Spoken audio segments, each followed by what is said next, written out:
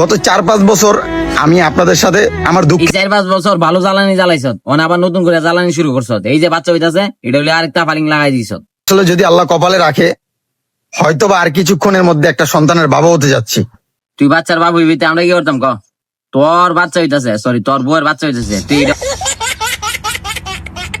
তোরা যেমন নতুন ব্যবসা শুরু করেছিস, বউ ব্যবসা চলে না, ঠিক আছে, কাপড় ব্লগও চলে না, অনেক যে ডাউনলোড হইতেছে, মানে বাচ্চা দুনিয়া তাই বারা গেড়ে ব্যবসা শুরু করেছিস। বাহ তালি, তুই বাচ্চার বাবা হইতাছ, তালি। মনে যতটা খুশি লাগতাছে মনে ঠিক ততটা ভয়ও লাগতাছে। ভয় লাগতো কি লিগা? ভয় লাগার কি আছে? বাচ্চা কি তোর তোর করতে হইতাছে, হইতাছে তোর বউর করতে, তুই ডরাস কি লিগা?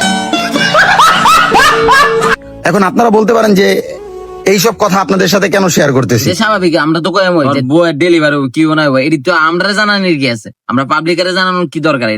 এটা তো তোর পার্সোনাল ব্যাপার। আপনারা মন থেকে একটু দোয়া করবেন যাতে রুহি যাতে আবার সুস্থভাবে যাতে আপনাদের কাছে ফিরে আসতে পারে। দুয়া চাইতাছ তাই অনলাইন পাবলিকের কাছে, তোর পাবলিক তো কমেন্ট করে জানাইবো যে কেমনে ডেলিভারি হইতাছে, এটা দেওয়ার লাগিয়া।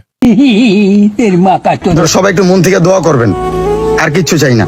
অবশ্যই বাচ্চা লাগা দোয়া করি, বাচ্চার মা লাগা দোয়া করি, আর তোরে আমি কই এই ক্যামেরাটা আমার অফ করে মসজিদ গিয়া নামাজ পড়, গিয়া নামাজ পড়ে গিয়া আল্লাহর কাছে দোয়া কর, যা বদমাইশ।